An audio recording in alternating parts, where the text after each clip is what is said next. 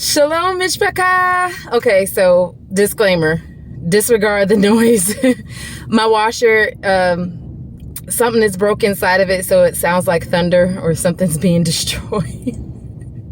So you probably hear that as my washing machine. And I live in an old country house, so my car sits in the carport, and right next to it, detached from the house, it's underneath the carport, but it's detached from the house, is where the laundry room and the storage unit is and everything. So that's probably why it's going to sound a little bit louder than it would if I was in the house. But anyway,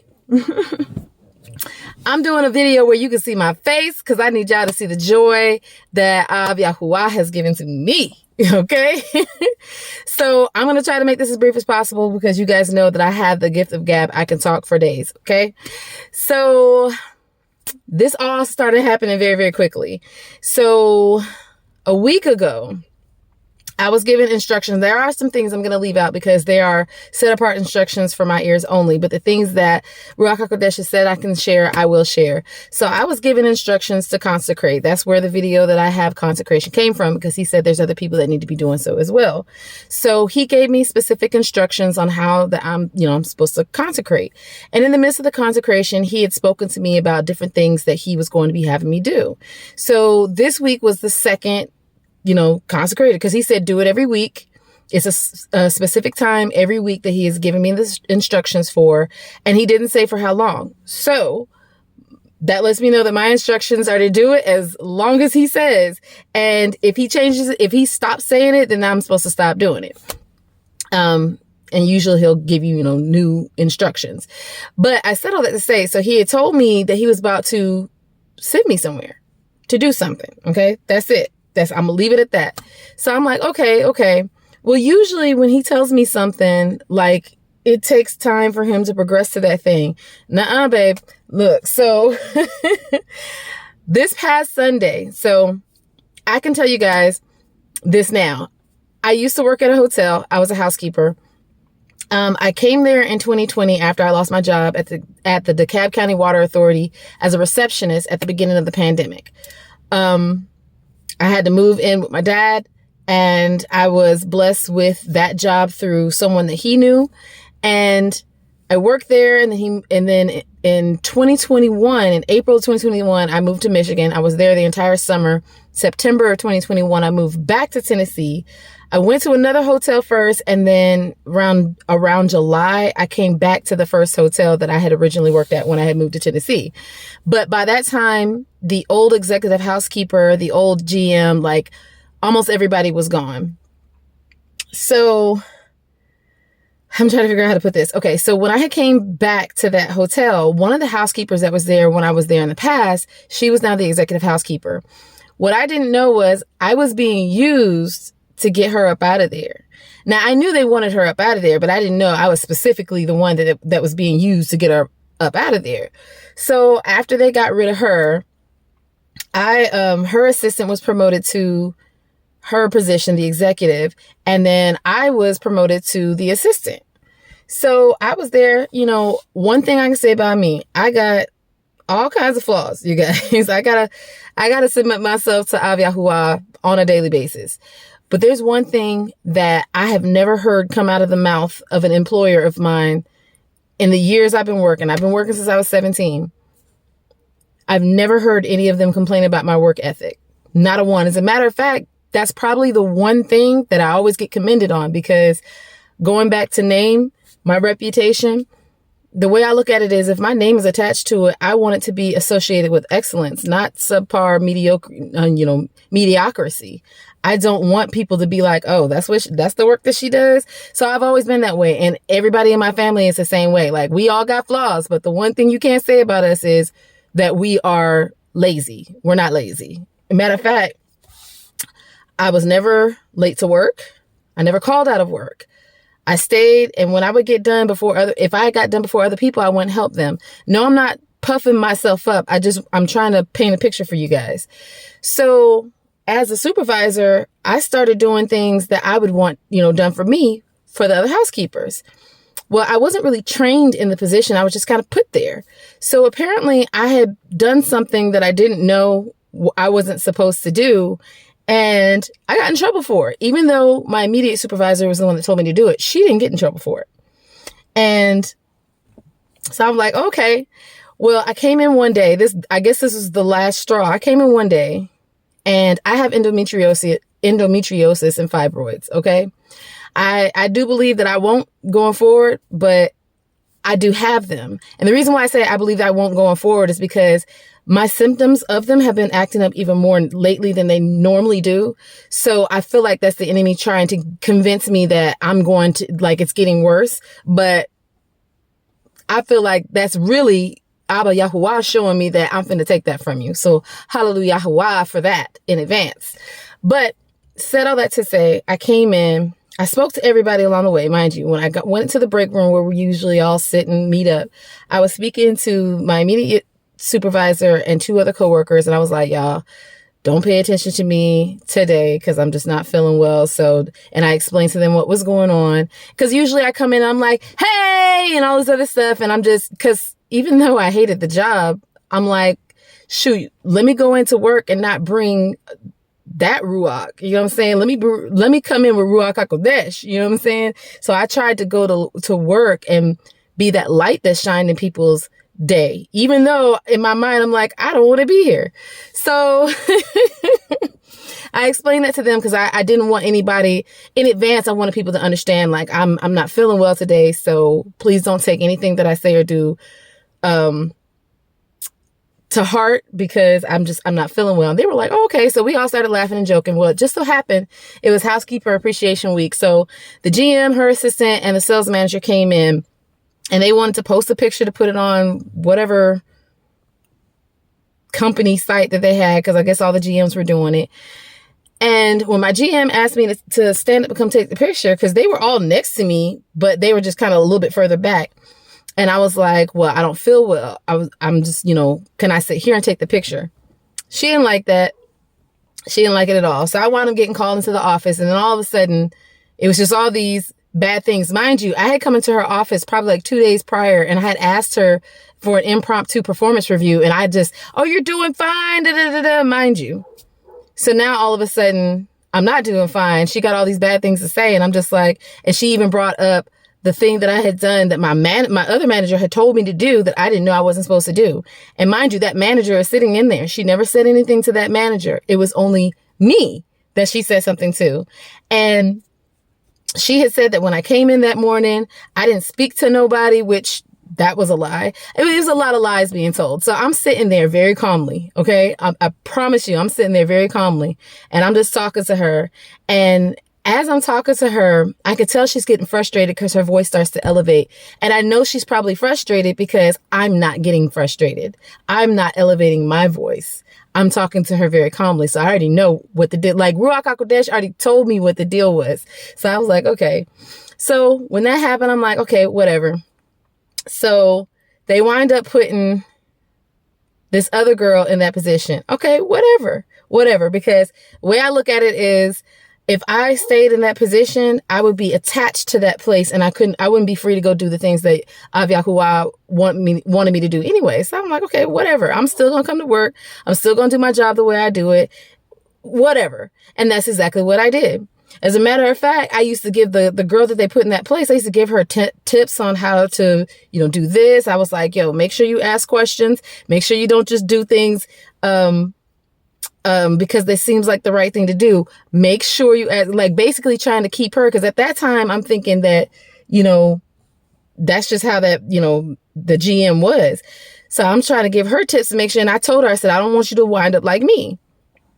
Well, I didn't know that it was specifically me that the GM had a problem with. I did know, but I didn't know that I knew. Let's put it that way. Cause you remember that video I told y'all about where, Av Yahuwah was showing me that he was breaking those covenants. And then I was standing at the front of this building and everybody was worshiping, but it was a bunch of white women saying, God. And I was saying Yahuwah. Well, he has recently revealed to me that that was my job. All the white women there were Christians. And he was showing me, he was like, they had a problem with you because they think that I'm a devil because I say Yahuwah and I don't celebrate. Like when I tell you they was going hard for them, feast days, for the Babylonian feast days. And because I just declined to celebrate, I was getting looked at like, who she think she is? She too good to come sit? No, I'm just not in covenant with the world. So y'all go celebrate your God. I'm finna come over here and celebrate my Father, okay? No harm, no foul. Y'all do you. I'm finna go over here and be with Yahuwah, though. So,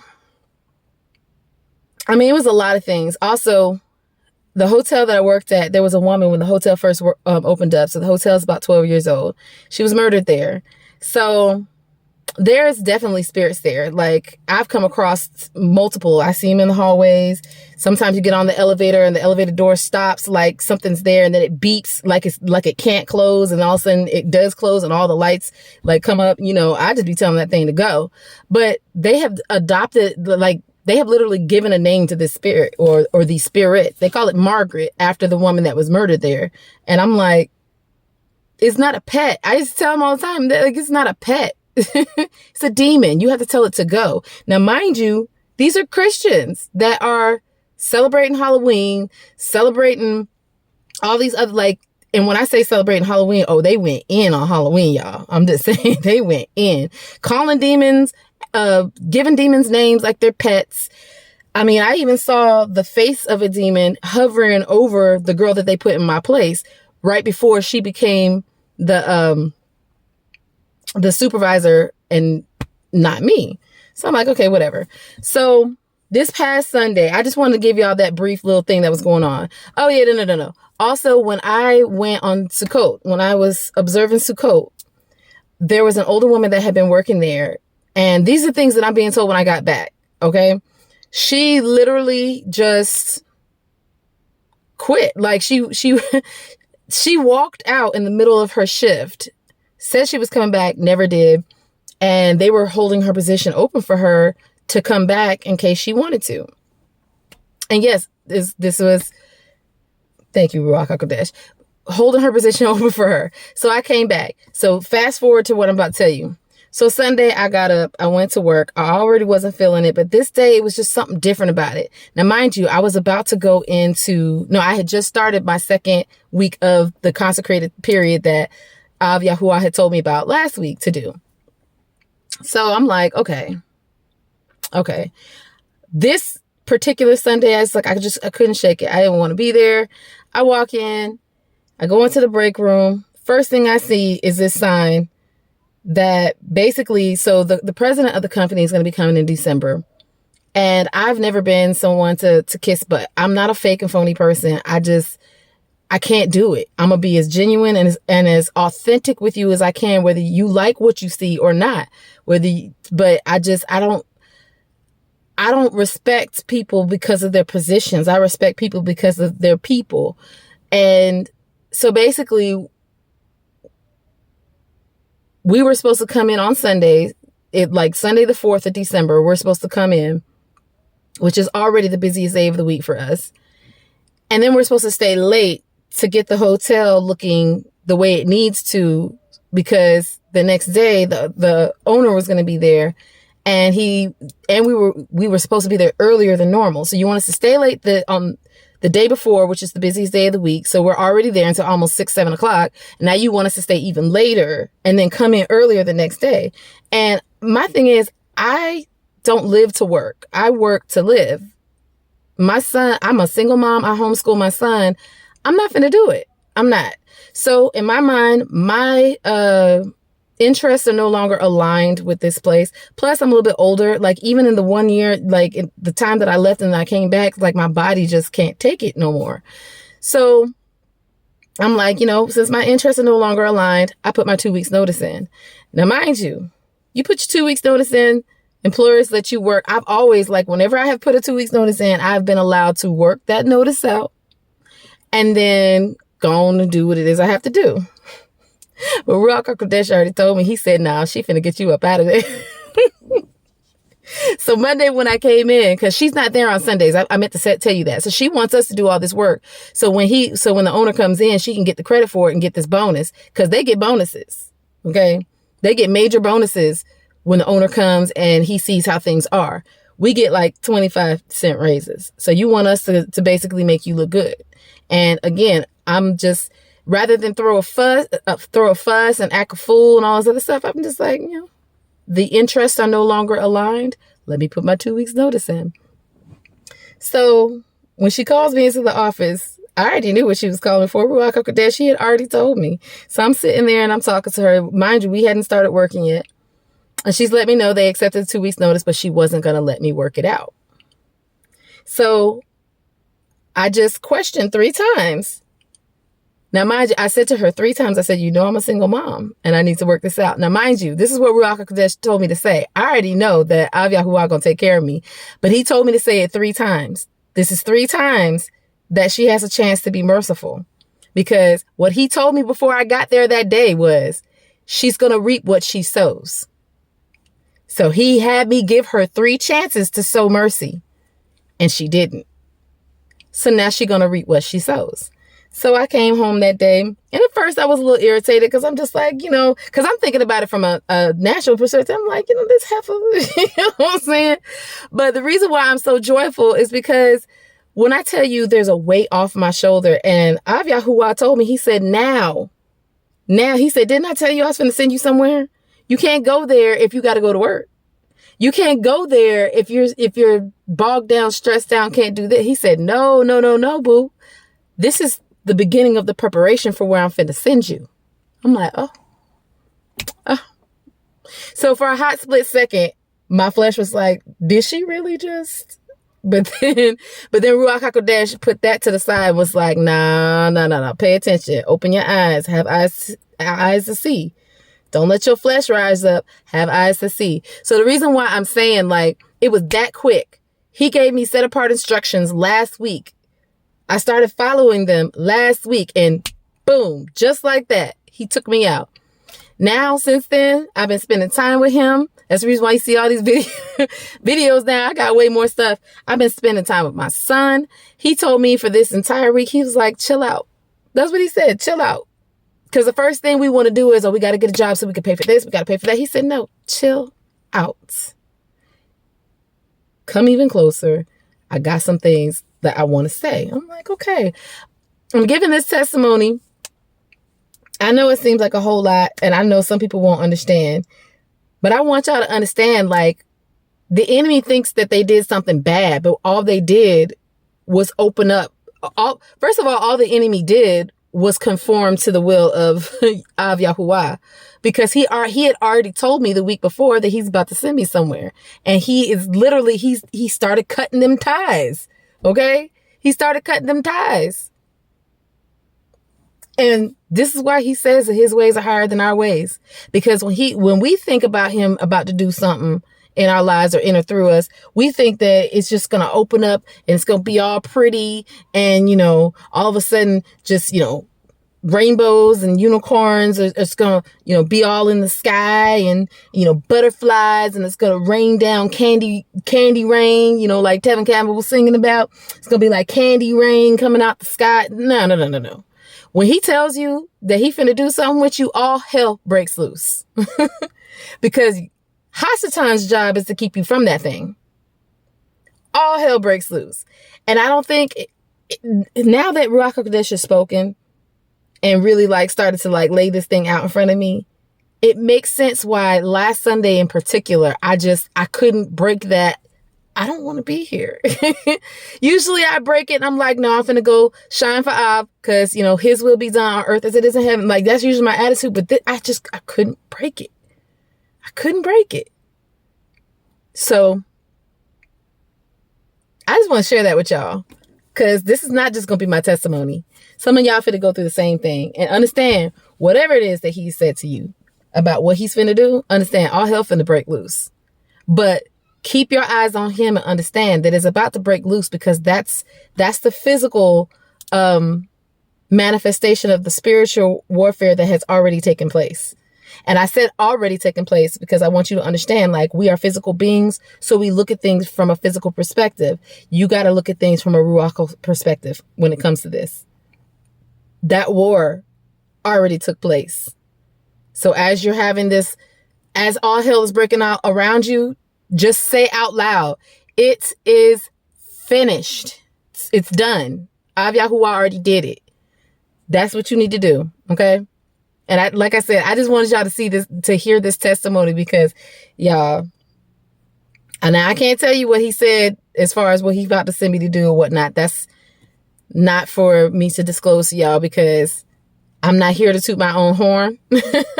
When I tell y'all, I'm a little bit raggedy. So I want Av Yahuwah to get all the glory. That's why I have tried to start making my videos so where you can't see me.